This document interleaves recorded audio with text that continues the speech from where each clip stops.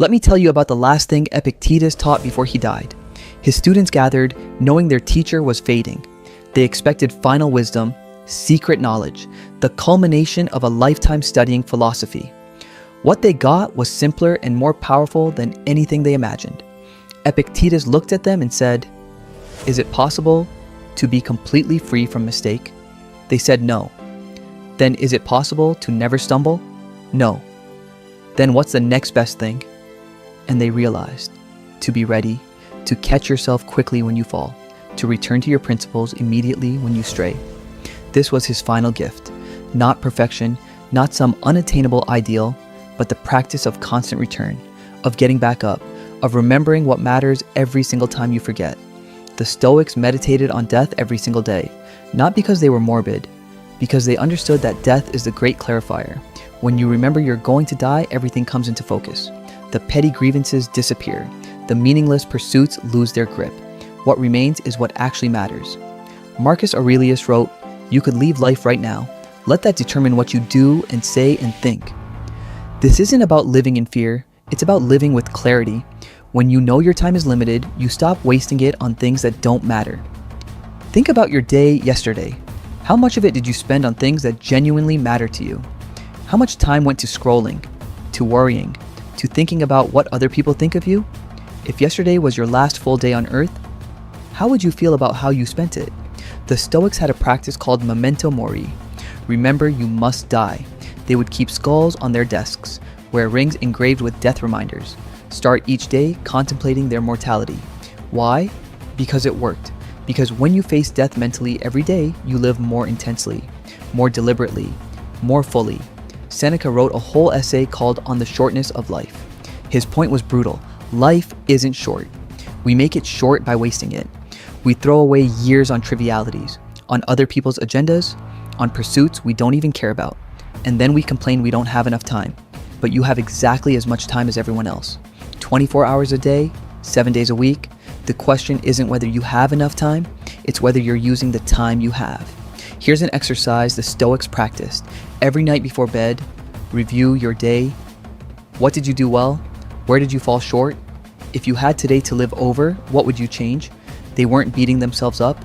They were learning, growing, using each day as data to become better tomorrow. Epictetus said, "How long are you going to wait before you demand the best for yourself?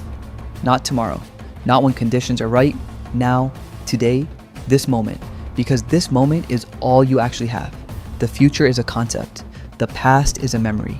The only thing that's real is now." And the Stoics understood that most people spend their entire lives living anywhere except now, planning for the future, regretting the past, never actually present for the only time that exists. When you meditate on death, something shifts. You stop postponing, stop waiting for the perfect time, stop putting off what matters, because you viscerally understand that the perfect time might never come, that you might not have tomorrow, that now is all there is. Marcus Aurelius was the most powerful man in the world. He could have lived in complete denial of death. Instead, he wrote, "Think of yourself as dead. You have lived your life. Now take what's left and live it properly." Imagine you died last year, everything you were worried about, everything you were planning, everything you thought you needed to accomplish, it's all irrelevant because you're dead. Now imagine you've been given one more year, a gift, unexpected time. How would you live it? Would you waste it scrolling social media? Would you spend it worrying about what people think? Would you postpone your dreams for another year? Or would you live like someone who knows, truly knows, that time is precious? This isn't about pressure, it's about clarity. When you remove the illusion of infinite time, you see what actually matters. Relationships, growth, contribution, love, creating something meaningful, being present with the people you care about. The Stoics taught that we don't own anything. We're just borrowing everything temporarily.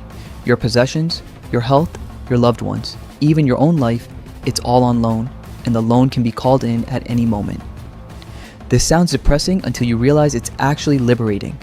If nothing is permanently yours, then you can't really lose anything. You can only enjoy what you have while you have it. You can only love the people in your life while they're alive. You can only pursue what matters while you're capable. Seneca lost everything multiple times, exiled, imprisoned, eventually executed. but he wrote some of his most profound work during his final years. Why? Because he'd practiced death meditation his entire life. He knew it was coming. He was ready. And that readiness allowed him to live fully until the end. Here's what I want you to do tonight. Before you go to sleep, imagine this was your last day. Not in a morbid way, factually, as if a doctor told you that you have a terminal condition and you'll die in your sleep tonight. How do you feel about how you spent today? Are there people you wish you'd called? Things you wish you'd said? Experiences you wish you'd had? Actions you wish you'd taken? Write them down, because those things, the ones that matter when you imagine dying, those are the things that actually matter. Everything else is distraction. Tomorrow, when you wake up, you've been given another day, a gift. Unexpected time. The question is, are you going to waste it like you might live forever, or are you going to use it like someone who knows that every day is borrowed time? Epictetus spent his last days with his students teaching them this simple truth. You are going to die. Everyone you love is going to die. Everything you own will be lost. And knowing this, really knowing this, is the beginning of wisdom. Because when you accept impermanence, when you stop fighting the fundamental nature of reality, you're free to live. Not someday, not when everything is perfect, now, with urgency, with presence, with the full understanding that this moment, right now, is not practice for some future life. This is it. This is your life happening. The Stoics weren't pessimists.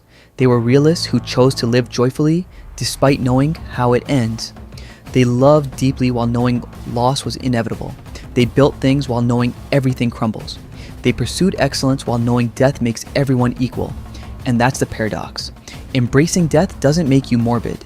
It makes you alive, really alive, because you stop sleepwalking through your days.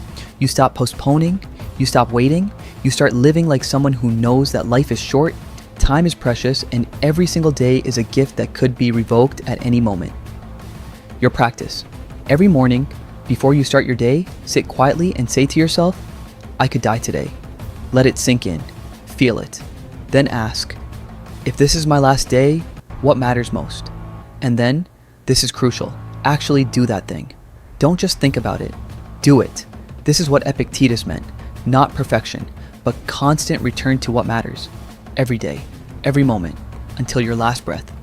That's the art of living. That's what the Stoics mastered. And that's what they're offering you across 2,000 years.